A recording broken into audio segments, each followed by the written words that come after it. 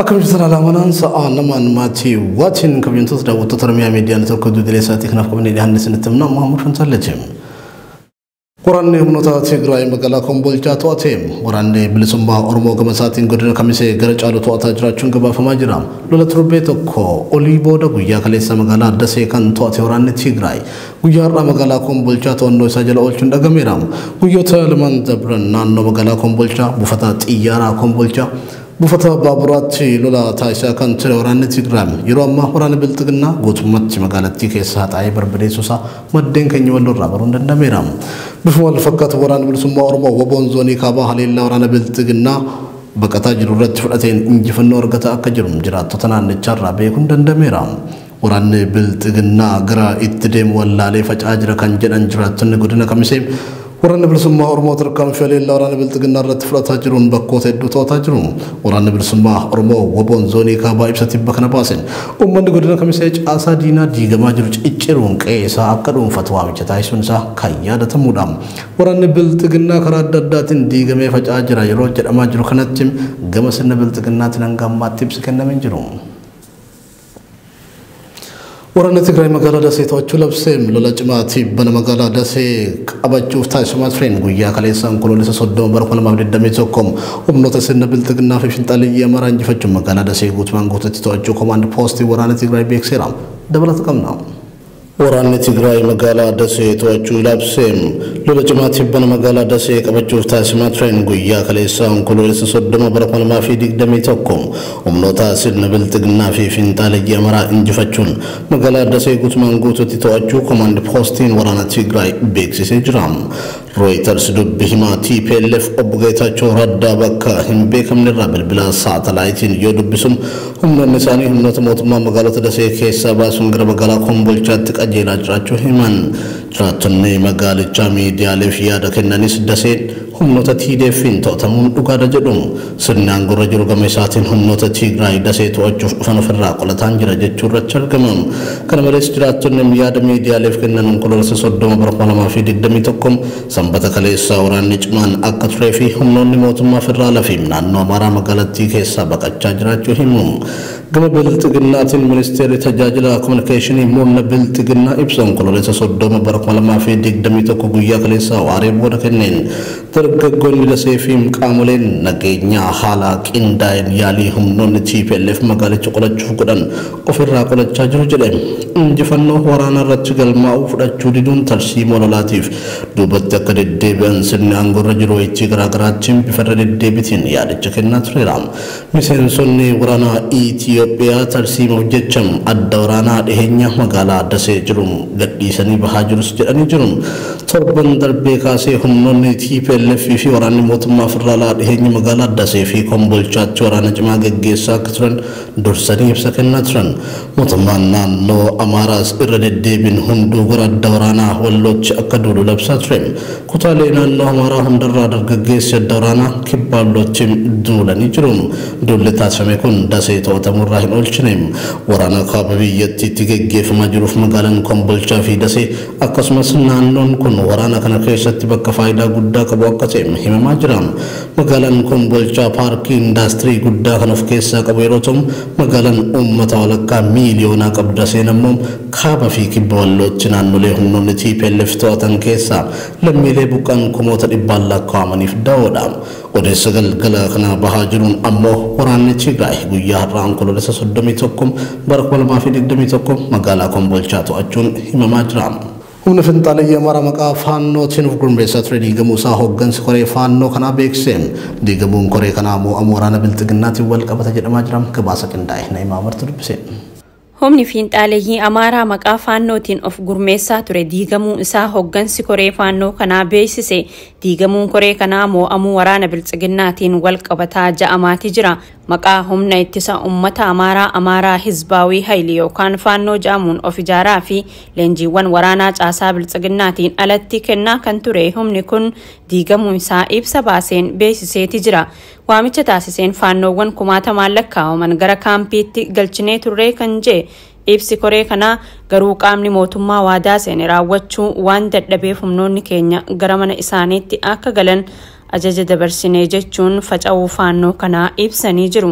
Haa ta'u malee sababa faca'uu faannoo kanaa akka isaan jaan gargaarsa bilchiginnaa dhabuu osoo hin taane waraanni humna Tigraay olaantummaa argataa dhufuu akka ta'e maddeen dhimmichatti dhihoo ta'an irraa baruun danda'amee jira. Humni faannoo ofiin jedhu kun yeroo dheeraaf jibba saboota cunqurfamoo biyyattii irratti ijaaramuun yakka suukkanneessaa ta'e raawwataa akka ture kan dagatamuu miti. Humni faannoo kun yeroo garagaraatti uummata qimaantii dhalattoota Tigraay fi Oromoo akkasumas Beenishaangul Gumuz keessatti yakka suukkanneessaa ta'e raawwataa kan turedha. Koreen faannoo kun torbee dabre keessa ibsa baaseen uummanni Amaaraa hunduu isa jalatti gurmaa'anii akka gara dirree waraanaatti bobba'an jechuun waamicha taasisee kan ture yoo ta'u, kunis caasaa sirna bilchiginnaa keessatti wal dhibdee akka uume gabaasaa turuun keenya kan yaadatamudha. Waraanni Abiyyi madaddoota waraanaa Dasee fi Kombolchaatti humnoota Tigraay haleelamanii duuba baqatan magaalota Shanoo fi Sandaafaa bakkee keessa akka hin dabarreef dhorkamaa jiraachuun himame. Loltoonni of duuba deebi'an kunneen ammaan booda lola kana qolachuun of duuba deebisuun akka hin dandamne dubbataa turuu isaanii Oromiyaa miidiyaa neetwoorkiitti himanii jiru. Faayizaaliyaas gabasa dabalataa akka itti nutti himteem. Waraanni Abiyyi Ahmad addoota waraanaa Dasee fi Kombolchatti humnoota Tigraayin haleelamanii of duuba baqatan magaalaa Shanoo fi Sandaafaa bakkee keessa akka hin dabarre dhorkamaa jiraachuun himame. Loltoonni kun irra jireessaan dhalattoota Oromoo ta'uu kan himan maddeen odeeffannoo keenya magaalota Shanoo fi Sandaafaa bakkeetti karaan waan itti cufameef toora mandiidaatiin baadiyyaa keessa kutanii gara dharraa fi muka xuriitti bahuuf yaalaa jiru jaane. Loltoota adda waraanaa Dasee fi Kombolchatti injifatamanii of duuba baqataa jiran irraa qaamni mootummaa eegee hidhannoo irraa hiikkachaa isin shaneedha jechuun adamsaa jiru maddeen odeeffannoo keenya himanii jiru. Magaalota Shanoo hanga bakkee jiranitti humnoonni komaandoo fi boonetii 20 uffatan Finfinneerraa dhufuun loltoota adda waraanaatti baqatanii of duuba deebi'an kanneen hidhannoo hiikkachiisuun funaanaa jiraachuus namoonni argine jaan mirkaneessanii jiru. Loltoonni of duuba deebi'an kunneen amma booda lola kana qolachuun of duuba deebisuun akka hin danda'amne dubbataa turuu isaanii Oromiyaa miidiyaa neetwoorkiitti himanii jiru. Gama birootiin dhalattoonni uummata Walloo lakkoofsaan hedduu ta'an guyyaa guyyaan magaalota toora sanarra jiran qaxxaamuranii gara Finfinneetti baqataa jiraachuus dubbatu. Gabaasni kan Yoonan Gadaati ture.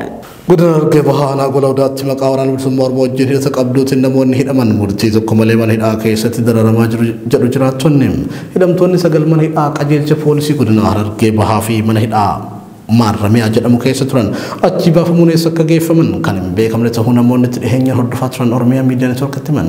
Oduun kun akka itti aanutti dhiyaata. Godina Harargee Bahaa Nagola Odaatti maqaa waraana bilisummaa Oromoo wajjin hidhata qabduutiin namoonni hidhaman murtii tokko malee mana hidhaa keessatti dararamaa jiru jedhu jiraattonni. Namoonni 9 maqaa waraana bilisummaa Oromoo wajjin hariiroo qabdaniitiin hidhaman qajeelcha poolisii godina Harargee Bahaa ji'a 7 erga tursiifamanii booda gara mana hidhaa magaalaa Harar maarramiyaa jedhamutti dabarfamuun ji'a 3f achitti reebamaa turan. Guyyaan dheengaddaa gaafa onkoloolessa 28 bara 2021 ammoo mana hidhaa maarramiyaa jedhamu kana keessaa baasuun hanga ammaatti eessa akka isaan geeffaman maatii dabalatee firri beeku akka hin jirre maddeen ibsanii jiru. Hidhamtoota kanneen keessaa kan maqaan isaanii dhaqqabe Dheeraa Galmoo, Kamaal Aliyyii, Boorata, Nadhii fi Nimoonaa kanneen jedhamanidha.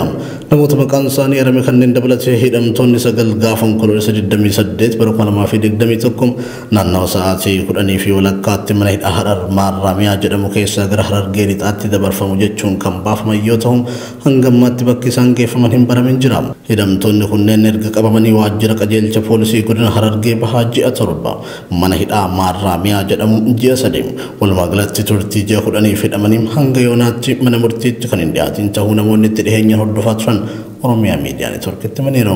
Kanaan dura humnoonni tikaa bilchiginnaa hidhamtoota waraana bilisummaa Oromoo wajjin hidhataa qabu jedhanii shakkanii hidhan hedduu mana hidhaa keessaa baasanii ajjeesaa waan turaniif faana miliqsuun hidhamtoota kanneenis kan isaan yaaddesse ta'uu namoonni hidhamtoota kanneen hordofaa turan sodaa qaban ibsanii jiru.